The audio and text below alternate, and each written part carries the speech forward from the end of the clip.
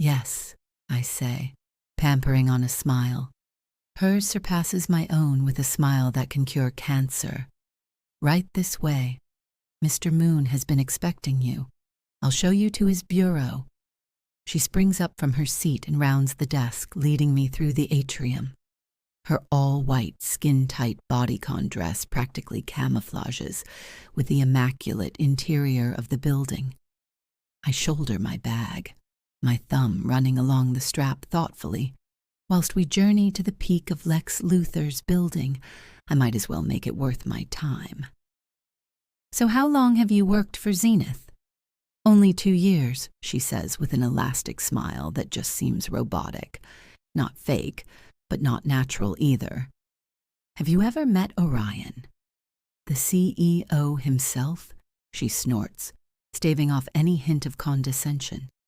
He has over a dozen industrial complexes and commercial buildings like this one, with no need to be in any of them. But I hear he's frequently spotted in his headquarters in Tokyo. We enter a sparkling glass elevator. She inputs a code into an exclusive keypad section above the regular options. And what else have you heard? She glances back at me, flicking her glossy locks over her shoulder. Are you looking for an angle, Miss Moore? Absolutely not. Background context never hurts, even though I have plenty. The use of articles written by individuals is highly subjective. It's opinion-based, even if facts are present. A more objective viewpoint is not someone in the picture's frame, but someone outside of it. There's nothing I can tell you. Zenith management is easygoing. The hours are flexible, and the pay is double what other companies offer. I think I can speak for everyone that we all love working here. She perks up like she just remembered something, though I've met Torin quite a few times, actually. Super nice. The elevator pings on arrival. The glass doors slide open and she sachets out. On the top level of the building, there's only one office and one lengthy corridor that leads to 2 gigantic oak doors and a receptionist posted outside. Whoever is in charge of recruitment clearly thought an attractive physical appearance was an important asset. The woman greets the receptionist, and she gets up to wave me over excitedly, opening one of the double doors for me. I enter, and she closes it behind me. And now I see why his private office dominates the entire top floor. His high-ceilinged bureau crowns the building. I walk down the colossal front entrance, a large swath of emptiness, floodlit by the succession of towering windows that flaunts panoramic views of the cityscape below, a view from God's eye level. My heels thud on the pearlescent floor. I can't even tell what mineral it is, but it's varnished with a silver glaze like a metallic marble. I finally reach the end of the world's most ostentatious office, disgustingly huge for no reason.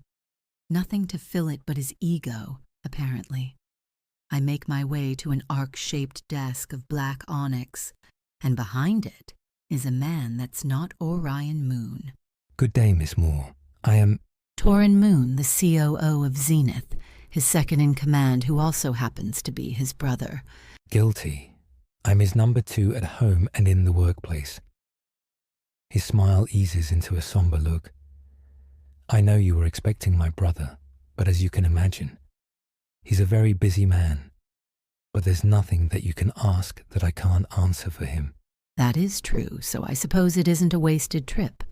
But I also did not expect that this interview was going to be so distracting.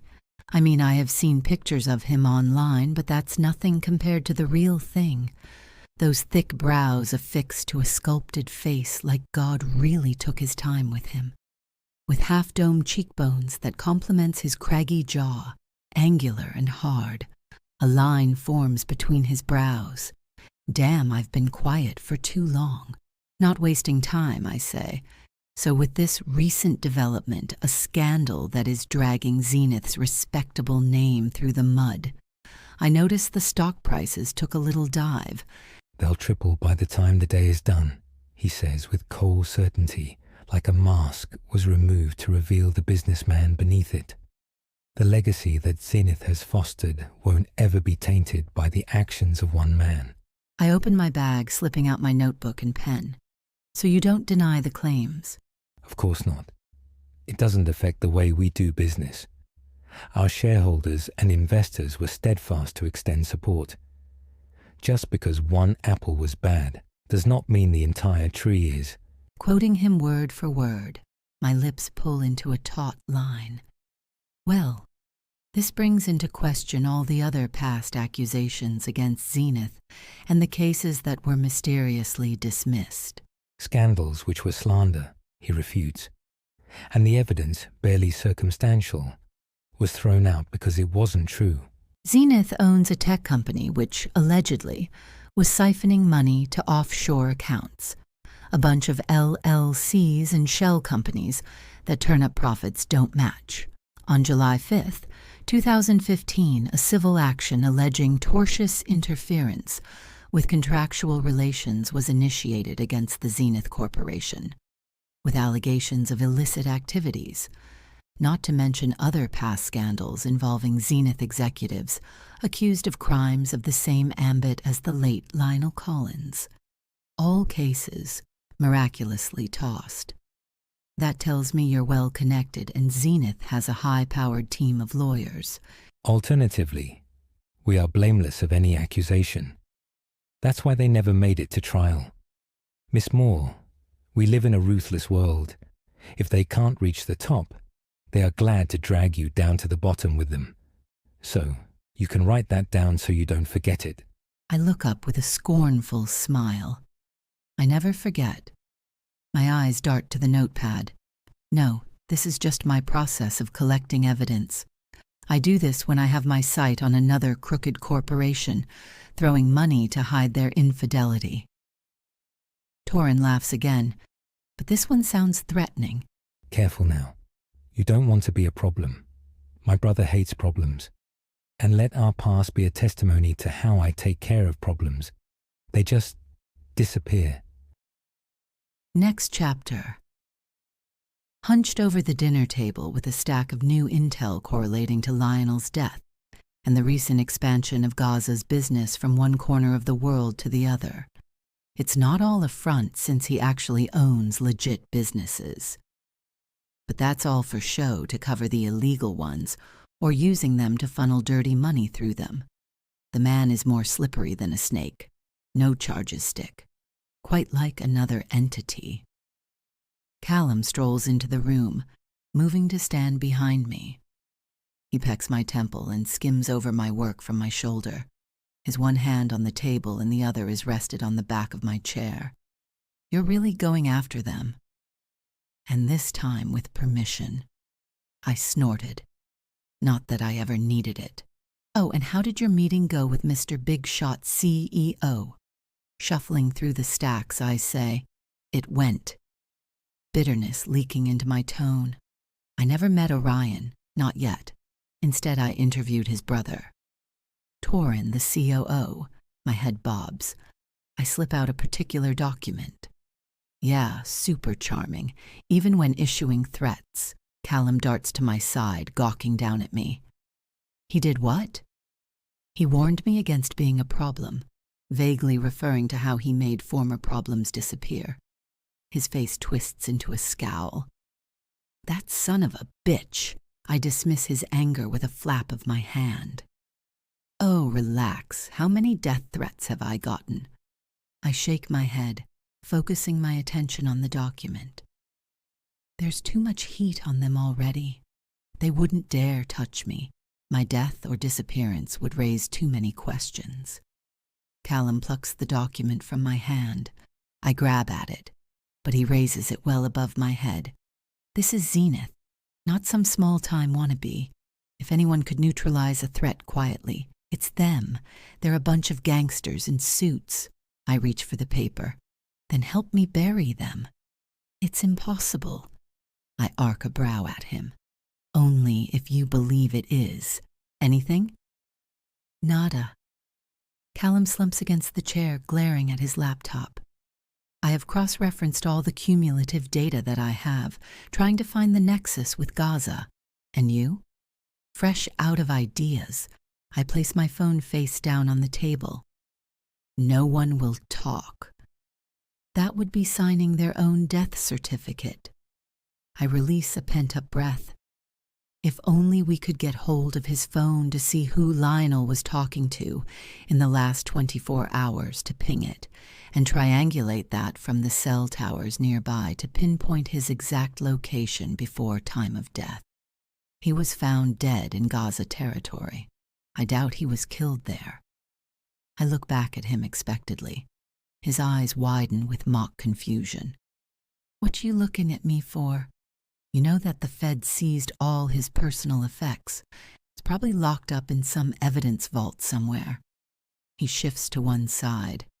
Besides, I know you got connections on the South Side with ties to his operations. Maybe they know something. Irritation prods at me again.